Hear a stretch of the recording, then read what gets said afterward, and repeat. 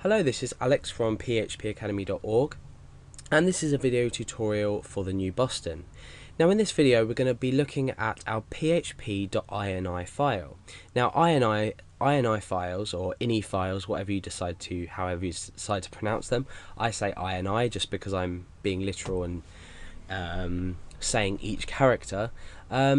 Is basically a configuration file. So you know that as soon as we see the file php.ini, we automatically know that this is a PHP configuration file. Now, what is our configuration file, our PHP configuration file, and where can we find it? Now, I've opened my text editor here, so I can open this file and we can have a look through at some of the features inside it and how we can change things about our PHP installation. So you can have a good look at this, maybe print it out, take it around with you, look at different things, because it's really useful to get to know inside of your php.ini file, because a lot of PHP problems that you'll later realize when you're coding actually come down to the settings in your php.ini file. So let's create an open dialog, open up an open dialog. Now you can see that at the moment I'm in c:\\examp/php. Now this is because I'm running an examp package. You can see here I've got my examp control panel open, and I've got Apache MySQL running, blah blah blah. This is just my package that I've installed that contains Apache along with PHP installed with Apache. So this is our folder with PHP, and it's got all the information and the runtime DLLs about with regards to our PHP installation. Now obviously the file we want is, let's just find it, it would be here, is php.ini. So this is the typical location depending on whether you've installed PHP yourself, if you've installed Apache and PHP yourself, or if you're using a package such as xampp, lamp, some of the others ones, we've got wamp I think. So let's go ahead and just open up our php.ini. Now obviously if you are having trouble finding this, you can just do a local search on your computer. Just make sure it looks like it's in a sort of relative location to your local web server. Okay, so when we open up this file, you notice that we have a warning and a bit about php.ini. Now this is very important. By default, PHP installs itself with a configuration suitable for development purposes and not for production purposes.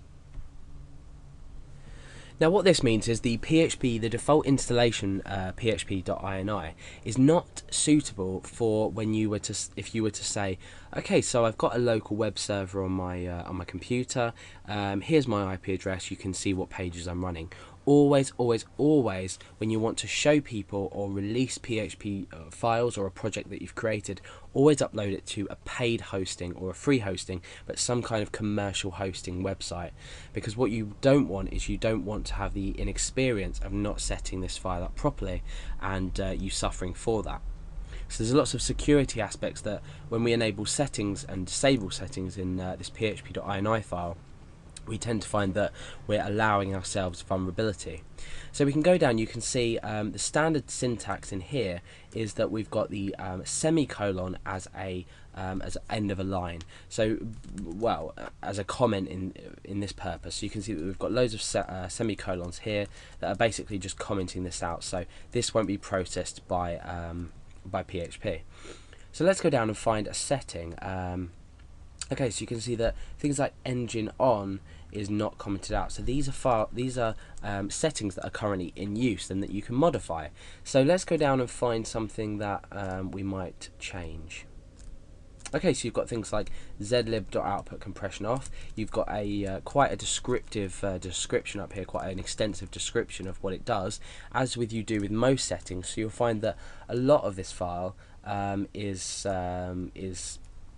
actually description. So we're not going to change any settings now, we'll leave that till later when we need to. We're going to talk about things like error handling and how we can change this inside our php.ini file. Just one more note is when you make a modification to php.ini, if you were to say print this out and go through and read it, and you might get to a stage in your programming where you know that you want to change a value.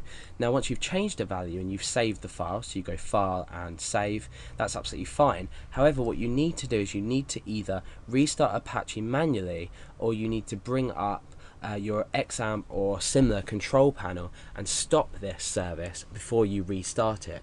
So for example, if I was to change something in here, so if I was to change this value for any reason, I can then open up my XAMPP or other control panel, and I stop the service, simply stop the service.